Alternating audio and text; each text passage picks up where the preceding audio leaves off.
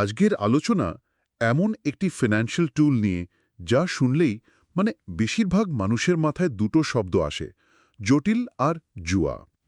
কিন্তু আমাদের হাতে থাকা সোর্স মেটেরিয়াল, যা মূলত লরেন্স ম্যাকমিলান এর কাজের ওপর ভিত্তি করে তৈরি, সেখানে বলা হচ্ছে সম্পূর্ণ ভিন্ন কথা।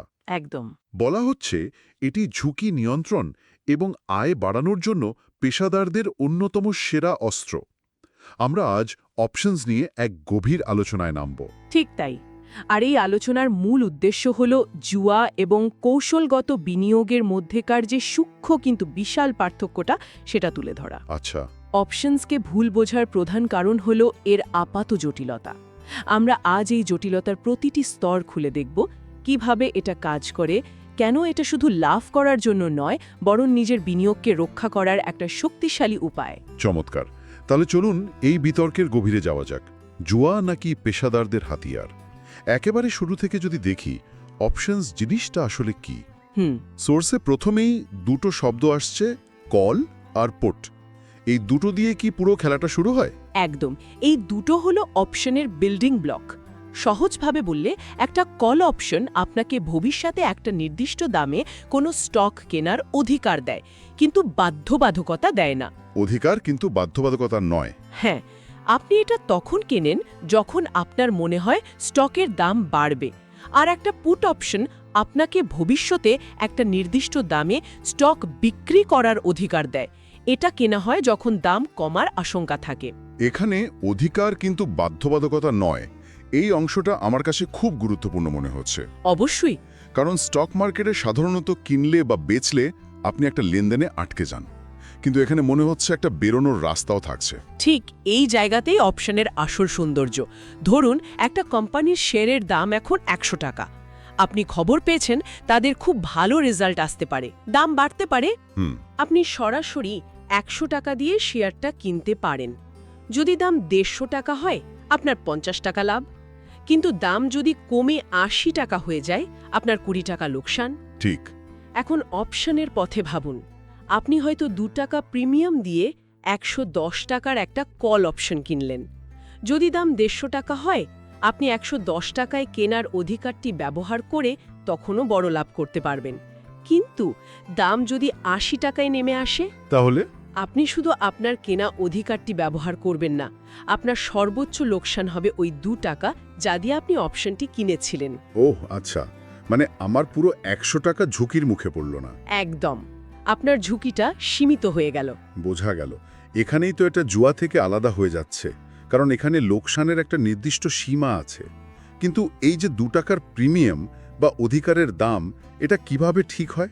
সোর্সে তো 3টি মূল উপাদানের কথা বলা হয়েছে: ইন্ট্রিনসিক ভ্যালু, টাইম ভ্যালু আর ভলাটিলিটি। হ্যাঁ, ইন্ট্রিনসিক ভ্যালু হলো সবচেয়ে সহজ অংশ। এটা হলো স্টকের বর্তমান বাজার দর আর অপশনের স্ট্রাইক প্রাইসের মধ্যে আসল পার্থক্য। আচ্ছা। যেমন একটা স্টকের দাম যদি 110 টাকা হয় আর আপনার কাছে 100 টাকার স্ট্রাইক প্রাইসের একটা কল অপশন থাকে, তাহলে এর ইন্ট্রিনসিক ভ্যালু হবে 10 টাকা। এটা হলো অপশনের আসল অন্তর্নিহিত মূল্য। আর টাইম ভ্যালু, এটাকে কি আমরা এক ধরনের হোপ ভ্যালু বা সম্ভাবনার মূল্য বলতে পারি? মেয়াদ শেষ হওয়ার আগে ভালো কিছু ঘটার যে সম্ভাবনা। চমৎকার বলেছেন। ঠিক তাই। টাইম ভ্যালু হলো অপশনের মেয়াদ শেষ হওয়ার আগে স্টকের দামের সম্ভাব্য পরিবর্তনের মূল্য। একটা অপশনের মেয়াদ যদি 3 মাস বাকি থাকে, তাহলে দাম বাড়ার বা কমার জন্য অনেক সময় আছে, তাই এর টাইম ভ্যালু বেশি হবে। কিন্তু সময়ের একটা নিষ্ঠুর দিকও আছে। কি রকম? সময় যত চলে যায়, অপশনের দামও তত দ্রুত কমতে থাকে, যাকে বলা হয় টাইম ডিকে। এটা অনেকটা একটা গলতে থাকা আইসক্রিমের মতো। প্রতি মুহূর্তে এর মূল্য কমে যাচ্ছে। একজন সাধারণ অপশন ক্রেতার জন্য এটাই সবচেয়ে বড় শত্রু। এই গলতে থাকা আইসক্রিম বা টাইম দেখে তাহলে নতুনদের জন্য একটা বড় সমস্যা। তাহলে তো মনে হচ্ছে ইন্ট্রিনসিক আর টাইম ভ্যালুর বাইরেও এমন কিছু একটা আছে যা এই দামকে সবচেয়ে বেশি প্রভাবিত করে। আছে।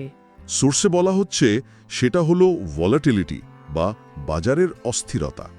এখানেই তো সেই বিখ্যাত উক্তিটি আসে, volatility is to options what oxygen is to fire. একদম। অস্থিরতা বা ভোলাটিলিটি হলো অপশনের জন্য অক্সিজেনের মতো। এর মানে হলো বাজার যত বেশি অস্থির বা ওঠানামা করবে, অপশনের দাম তত বাড়বে। কেন? কারণ অনিশ্চয়তা বাড়লে ভবিষ্যতে বড় ধরনের মূল্য পরিবর্তনের সম্ভাবনাও বাড়ে। ধরুন গ্রামীণ ফোনের স্টক, যা সাধারণত খুব স্থিতিশীল, এর অপশনের দাম কম হবে, কিন্তু এমন একটা নতুন টেকনোলজি স্টক যা কোনো খবর ছাড়াই দিনের 10% ওঠানামা করে, তার অপশনের দাম অনেক বেশি হবে। 1 মিনিট, তার মানে কি একজন ট্রেডার শুধু স্টকের দাম বাড়বে না কমবে সেটার উপর বাজি না ধরে বাজার সামনে কতটা অস্থির বা শান্ত থাকবে সেটার উপরেও বাজি ধরতে পারে? এটা তো একটা সম্পূর্ণ নতুন মাত্রা যোগ করছে। ঠিক এখানেই পেশাদার ট্রেডাররা অন্যদের থেকে আলাদা হয়ে যান। তারা শুধু স্টকের দিক নিয়ে ভাবেন না, তারা ভোলাটিলিটি নিয়ে ট্রেড করেন। ইন্টারেস্টিং। সোর্সে 2 ধরনের ভোলাটিলিটির কথা বলা হয়েছে: হিস্টোরিক্যাল ভোলাটিলিটি, যা অতীতের ডেটা অনুযায়ী মাপা হয়, এবং ইমপ্লাইড ভোলাটিলিটি, যা ভবিষ্যতের প্রত্যাশা অনুযায়ী নির্ধারিত হয়। আচ্ছা, এটা একটু ভেঙে বললে কেমন হয়? ইমপ্লাইড ভলাটিলিটি কি বাজারের ভয় বা লোভের একটা পরিমাপক? খুব ভালো একটা প্রশ্ন। আপনি এটাকে ঠিক সেভাবেই দেখতে পারেন। যখন ট্রেডাররা মনে করেন সামনে বড় কোনো ঘটনা ঘটতে চলেছে, যেমন কোম্পানির আয়ের ঘোষণা বা বাজেটের দিন, হ্যাঁ, তখন অনিশ্চয়তা বাড়ে। হ্যাঁ, তখন তারা ভবিষ্যতের অনিশ্চয়তা থেকে নিজেদের রক্ষা করতে বা লাভ করতে বেশি করে অপশন কেনাবেচা শুরু করেন। এর ফলে অপশনের দাম বাড়ে, আর সেই দাম থেকেই ইমপ্লাইড ভলাটাইলিটি বেড়ে যায়। তার মানে একজন পেশাদার ট্রেডার শুধু কোম্পানির ব্যালেন্স শিট দেখেন না, তিনি বাজারের সম্মিলিত ভয় আর লোভকেও বিশ্লেষণ করেন। একদম। এই আলোচনাটা বিষয়টাকে অনেক গভীরে নিয়ে গেল, কিন্তু এতক্ষণ যা শুনলাম তাতে ঝুঁকিও অনেক বেশি মনে হচ্ছে। চলুন এবার বিতর্কের অন্যদিকে যাই। ম্যাকমিলান ঝুঁকি নিয়ন্ত্রণের উপর সবথেকে বেশি জোর দিয়েছেন। দিয়েছেন। কিভাবে এই আপাত ঝুঁকিপূর্ণ টুলটা ব্যবহার করে নিজের পোর্টফোলিওকে বড় ধরনের পতন থেকে বাঁচানো যায়? এটাই অপশনের সবচেয়ে শক্তিশালী এবং সম্ভবত সবচেয়ে কম আলোচিত ব্যবহার। এর প্রধান কৌশল হল প্রোটেক্টিভ পুট। Protective put. ধরুন আপনার কাছে কোনো একটি কোম্পানির অনেকগুলো শেয়ার আছে। আপনি ভালো লাভ করেছেন, কিন্তু আপনার ভয় হচ্ছে যে সামনে বাজার পড়তে পারে। এখন আপনি শেয়ারগুলো বিক্রি করে দিতে চান না, কারণ দীর্ঘমেয়াদে আমি আশাবাদী। ঠিক। এক্ষেত্রে আপনি আপনার শেয়ারের জন্য কিছু পুট অপশন কিনে রাখতে পারেন। এটা তো অনেকটা গাড়ির জন্য ইন্স্যুরেন্স কেনার মতো শোনাচ্ছে। একদম। সোর্সের ভাষায় এটা হলো আপনার স্টক পোর্টফোলিওর জন্য একটি ইন্স্যুরেন্স পলিসি। যদি বাজার সত্যি পড়ে যায়, আপনার স্টকের মূল্যে লোকসান হবে, কিন্তু আপনার কেনা পুট অপশনের দাম অনেক বেড়ে যাবে, যা আপনার লোকসান পুষিয়ে দেবে। অনেকটাই। আর যদি বাজার ওপরে যায়, তাহলে আপনার স্টক থেকে লাভ হবে, আর পুট অপশনের জন্য দেওয়া ছোট প্রিমিয়ামটুকু আপনার খরচ হিসেবে গণ্য হবে। কিন্তু এই ইন্স্যুরেন্স তো বিনামূল্যে আসে না, এর জন্য প্রিমিয়াম দিতে হয়। একটা বাজার যা দীর্ঘমেয়াদে বেশিরভাগ সময় ওপরেই যায়, সেখানে ক্রমাগত ইন্স্যুরেন্সের জন্য প্রিমিয়াম দিয়ে যাওয়াটা কি আর্থিকভাবে বুদ্ধিমানের কাজ? এটা একটা খরচের ব্যাপার হয়ে দাঁড়ায় না? এটা একটা খুবই যৌক্তিক প্রশ্ন। একজন বুদ্ধিমান বিনিয়োগকারী প্রতিদিন বা প্রতি মাসে এই ইন্স্যুরেন্স কেনেন না, তিনি এটা করেন কৌশলগতভাবে। যেমন কোনো বড় নির্বাচনের আগে বা যখন মনে হচ্ছে বিশ্ব অর্থনীতিতে কোনো সংকট আসছে, সেই নির্দিষ্ট সময়গুলোতে নিজের পোর্টফোলিওকে রক্ষা করার জন্য এই খরচটা করা বুদ্ধিমানের কাজ। এটা একটা আগুনের অ্যালার্মের মতো। আপনি আশা করেন এটা কখনো বাজবে না, কিন্তু প্রয়োজনের সময়ের মূল্য অপরিসীম। দারুণ একটা দৃষ্টিভঙ্গি। এটা গেল ঝুঁকি ব্যবস্থাপনার দিক, কিন্তু আয় বাড়ানোর জন্য কি কোনো জনপ্রিয় কৌশল আছে? কাভার্ড কলের কথা সোর্সে উল্লেখ আছে। কাভার্ড কল ঝুঁকি ব্যবস্থাপনার পাশাপাশি আয় বাড়ানোর একটি চমৎকার কৌশল। বাংলাদেশের হাজার হাজার বিনিয়োগকারীর কথা ভাবুন, যারা হয়তো স্কোয়ার ফার্মা বা গ্রামীণ ফোনের মতো ভালো কোম্পানির শেয়ার কিনে বছরের পর বছর ধরে রেখেছেন, শুধু ডিভিডেন্ড বা দাম বাড়ার আশায়। এই শেয়ারগুলো তাদের পোর্টফোলিওতে অনেকটা অলস সম্পদের মতো পড়ে আছে। ঠিক। তাহলে কাভার্ড কল এখানে কি করতে পারে? কাভার্ড কল এই অলস সম্পদকে একটি সক্রিয় আয় উৎপাদনকারী সম্পদে পরিণত করতে পারে। ধরুন আপনার কাছে 100টি স্টক আছে। আপনি যদি মনে করেন সামনের 1 মাসে স্টকের দাম খুব বেশি বাড়বে না, তাহলে আপনি সেই স্টকগুলোর বিপরীতে একটি কল অপশন বিক্রি করতে পারেন। তাতে কি হবে? এর বিনিময়ে আপনি সঙ্গে সঙ্গে একটি প্রিমিয়াম পাবেন, যা আপনার অ্যাকাউন্টে জমা হয়ে যাবে। এটা অনেকটা আপনার মালিকানাধীন একটি ফ্ল্যাট ভাড়া দেওয়ার মতো। আপনি মালিকানা ছাড়ছেন না, কিন্তু তা থেকে নিয়মিত আয় করছেন। বাহ, তার মানে নিজের লাভের সম্ভাবনাকে কিছুটা সীমিত করার বিনিময়ে নিয়মিত আয়ের একটি নিশ্চিত পথ তৈরি করা যায়। এটা তো দীর্ঘমেয়াদী বিনিয়োগকারীদের জন্য খুবই আকর্ষণীয় একটা ব্যাপার। অবশ্যই। এবার কিছু নির্দিষ্ট ট্রেডিং কৌশলের দিকে নজর দেওয়া যাক। নতুনদের জন্য স্প্রেডস ট্রেডিংয়ের কথা বলা হয়েছে। এটা কিভাবে ওই গলতে থাকা আইসক্রিম বা টাইম ডিকে এর সমস্যা সমাধান করে? খুব ভালো সংযোগ। স্প্রেড কৌশলটি তৈরি হয়েছে ওই টাইম ডিকে এবং খরচ কমানোর জন্য। একটি স্প্রেডে আপনি শুধু একটি অপশন কেনেন না, বরং একই সময়ে একটি অপশন কেনার পাশাপাশি আরেকটি অপশন বিক্রিও করেন। ও, কেনা বেচা দুটোই একসাথে? হ্যাঁ, এতে আপনার মোট খরচ কমে যায় এবং টাইম ডিকের প্রভাবও অনেকখানি নিরপেক্ষ হয়ে যায়। নতুনদের জন্য বুলকল স্প্রেড বা বেয়ার পুট স্প্রেড খুবই ভালো সূচনা। কেন এগুলো ভালো সূচনা?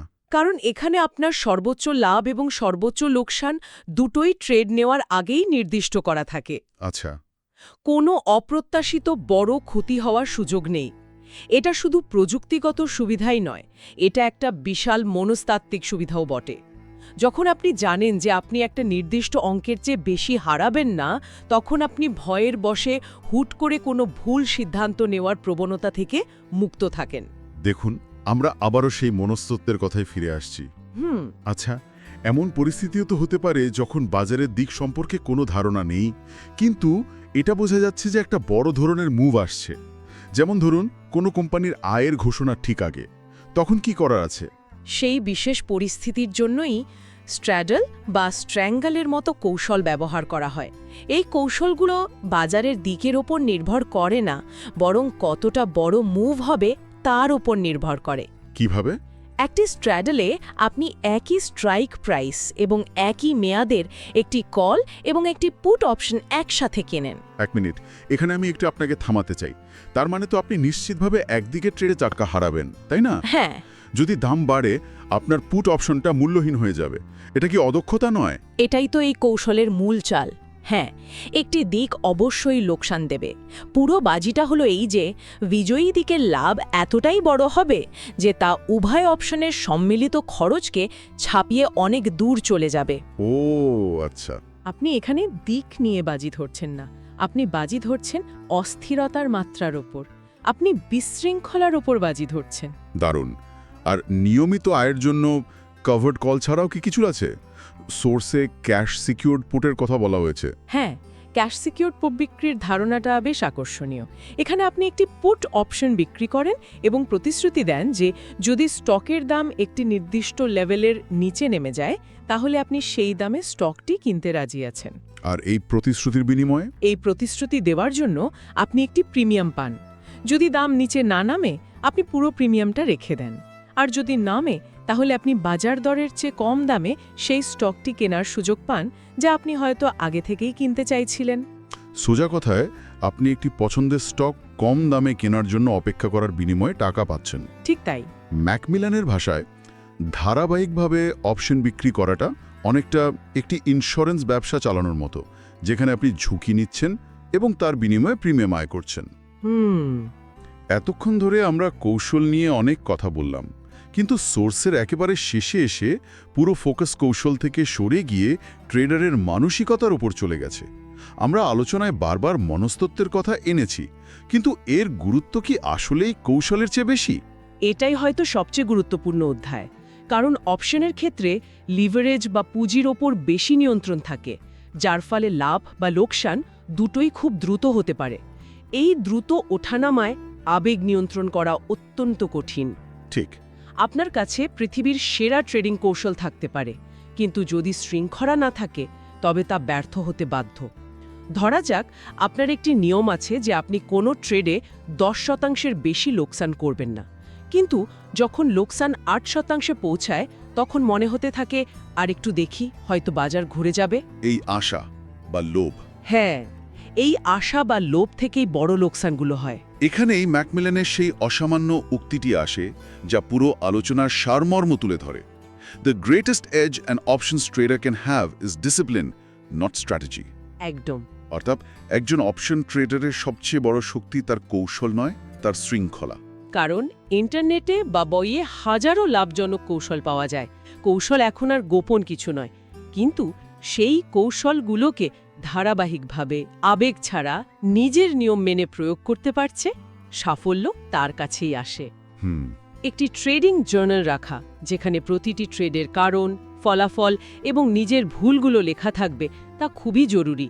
লাভ করার আগে ঝুঁকি ব্যবস্থাপনাকে অগ্রাধিকার দেওয়া, এগুলোই দীর্ঘমেয়াদে সাফল্যের চাবিকাঠি। কৌশল হয়তো আপনাকে কয়েকটি ট্রেডে জিতিয়ে দেবে, কিন্তু শৃঙ্খলা আপনাকে এই খেলায় টিকিয়ে রাখবে। তাহলে আজকের এই গভীর আলোচনা থেকে একটা বিষয় স্পষ্ট হলো, অপশনসকে সঠিকভাবে বুঝতে পারলে এটি আর জুয়া থাকে না। এটি তখন পোর্টফোলিও ব্যবস্থাপনার একটি সম্পূর্ণ দর্শন হয়ে ওঠে। ঠিক। একজন জুয়ারির মতো করে ব্যবহার না করে একজন ব্যবসায়ী বা ইন্স্যুরেন্স কোম্পানির মতো করে ভাবলে এর আসল শক্তিটা বোঝা যায়। ঠিক তাই। এটি একদিকে যেমন ঝুঁকি ব্যবস্থাপনার জন্য একটি অসাধারণ উপায়, তেমনি না বুঝে ব্যবহার করলে এটি অত্যন্ত বিপজ্জনকও হতে পারে। লিভারেজের কারণে পুঁজি খুব দ্রুত শেষ হয়ে যেতে পারে। তাই জ্ঞান, কৌশল এবং শৃঙ্খলার সমন্বয়ে এখানে মূল বিষয়। মানে প্রথমে শেখা। হ্যাঁ, প্রথমে ভালোভাবে শেখা, তারপর ছোট ছোট পজিশন নিয়ে অনুশীলন করা এবং সবসময় ঝুঁকিকে মাথায় রাখা, এটাই সঠিক পথ। সবশেষে একটি প্রশ্ন মাথায় আসছে, জানি আমাদের শ্রোতারা ভাবতে পারেন, যদি শৃঙ্খলায় সবচেয়ে বড় শক্তি হয়, তাহলে কি একজন সাধারণ কৌশল জানা কিন্তু অত্যন্ত শৃঙ্খলাপরায়ণ ব্যক্তি একজন সেরা কৌশল জানা কিন্তু অধৈর্য ও আবেগপ্রবণ ব্যক্তির চেয়ে দীর্ঘমেয়াদে বেশি সফল হতে পারে? এটা একটা ভাবনার বিষয়। বিনিয়োগের জগতে কৌশল এবং মনস্তত্ত্বের এই লড়াইটা সত্যি ভাবনার বিষয়।